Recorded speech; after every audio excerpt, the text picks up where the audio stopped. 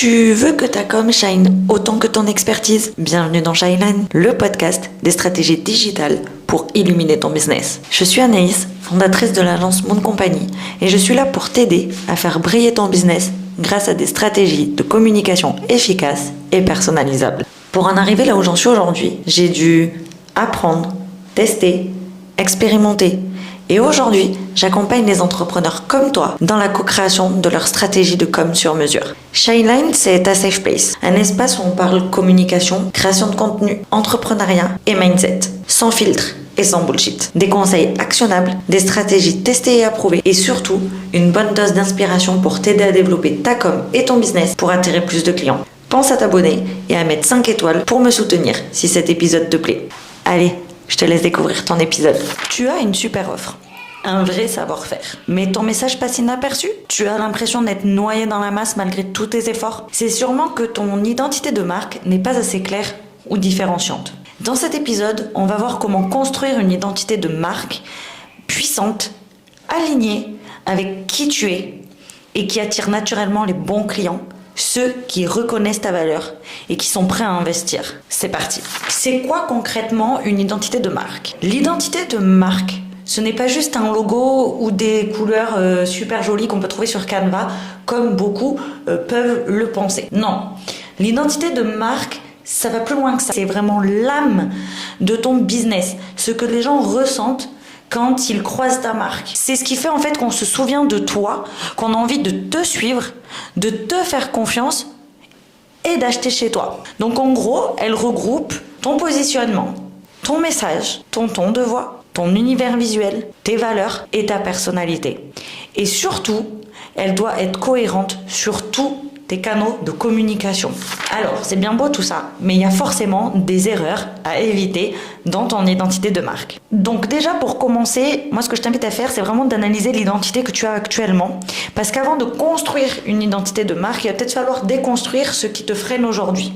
Donc les erreurs les plus fréquentes, en tout cas que moi j'ai pu voir chez mes clients ou chez des prospects, c'est déjà copier ce qui marche chez les autres au lieu d'oser se différencier. Ça ne fonctionne pas. Je vous le dis tout de suite, cherchez ce qui vous différencie des autres. Changez de style ou de ton de marque toutes les semaines. Ça aussi on oublie.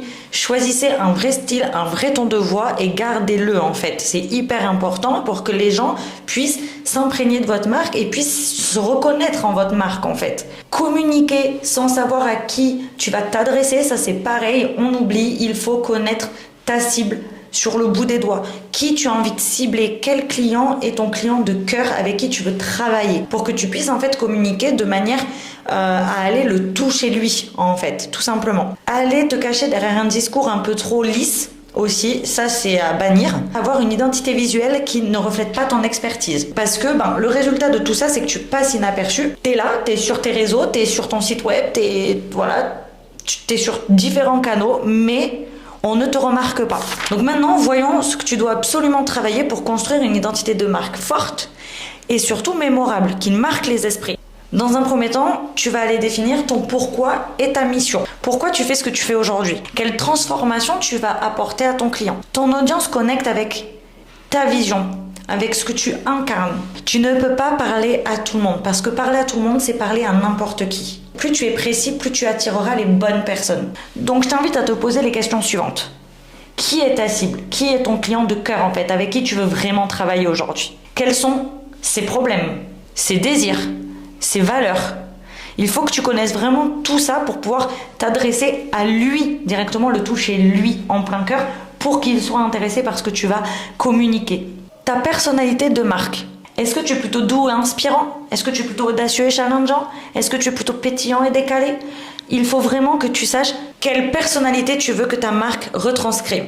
Donc tu vas aller définir une tonalité, une énergie, un style qui doit vraiment refléter qui tu es réellement. Et enfin, ton univers visuel doit être cohérent. Donc pour ça, tu vas créer des visuels qui vont être reconnaissables. Une palette de couleurs bien définie. Attention, une couleur transmet une émotion. Donc à toi de voir la palette de couleurs que tu vas définir en fonction aussi du message et des valeurs que tu veux retranscrire.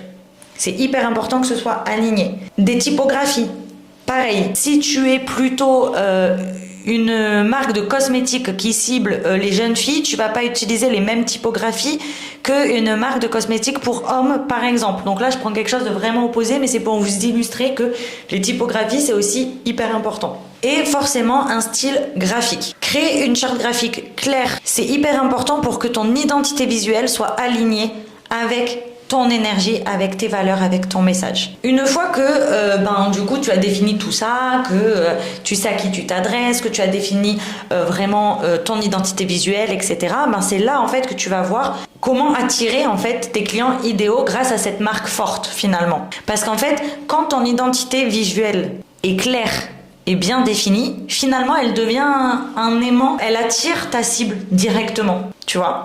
Mais pourquoi ? Parce qu'en fait, elle filtre naturellement les personnes qui ne te correspondent pas. Elle crée un effet miroir. Ta cible se reconnaît dans ton univers. Et elle renforce la confiance. Tu montres qui tu es sans jouer un rôle. Et du coup, en fait, c'est là que la magie opère, si je puis dire. Tu n'as plus besoin de convaincre, tu attires naturellement. Alors, comment construire cette identité de marque forte en 5 étapes ? Dans un premier temps, tu clarifies, donc comme je le disais, ta mission et tes valeurs. Pourquoi tu fais ce que tu fais ? Quelles sont les 3 valeurs phares de ton business ? Réponds à ces questions.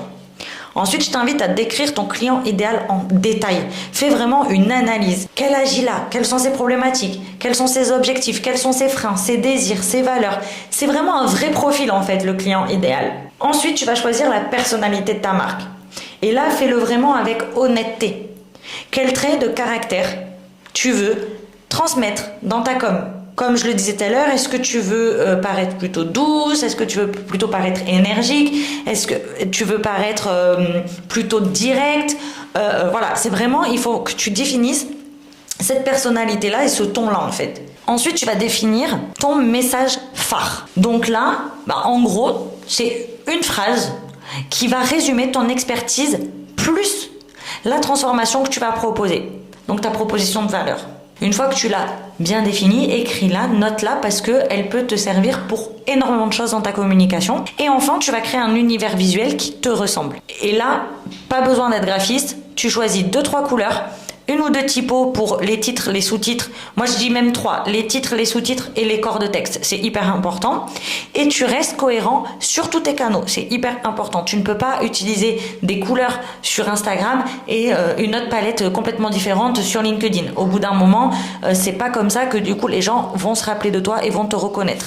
Donc, pour conclure, dans ton identité de marque, il faut que tu sois vrai, il faut que tu sois clair, il faut surtout que tu sois aligné. Ton identité de marque, c'est ta plus grande force aujourd'hui pour te démarquer. Une identité de marque, c'est pas une question d'être parfait, c'est une question d'être cohérent, d'incarner et d'être sincère. Si tu veux te démarquer, commence par être pleinement toi. C'est comme ça que tu brilles et que tes clients idéaux viendront naturellement à toi. Donc, je te laisse travailler tout ça. N'hésite pas à faire les exercices, répondre aux questions vraiment le plus honnêtement possible et tu verras que ton identité de marque va se définir toute seule. Et en attendant, time to shine. Merci d'avoir écouté Shine 9. J'espère que cet épisode t'a apporté des clés pour faire briller la com de ton business. Si tu veux aller encore plus loin, viens me rejoindre sur mes différents réseaux sociaux. Mais avant, j'ai une petite question pour toi. Quelle est ta plus grande difficulté en ce moment concernant ta com, ton business ou encore ton mindset? Commente cet épisode ou envoie-moi un message sur mes différents réseaux sociaux pour me dire, ça me permettra d'adapter les prochains épisodes. N'oublie pas de t'abonner pour ne rien louper des prochains épisodes et continuer à booster ton business. À très vite et en attendant, time to shine.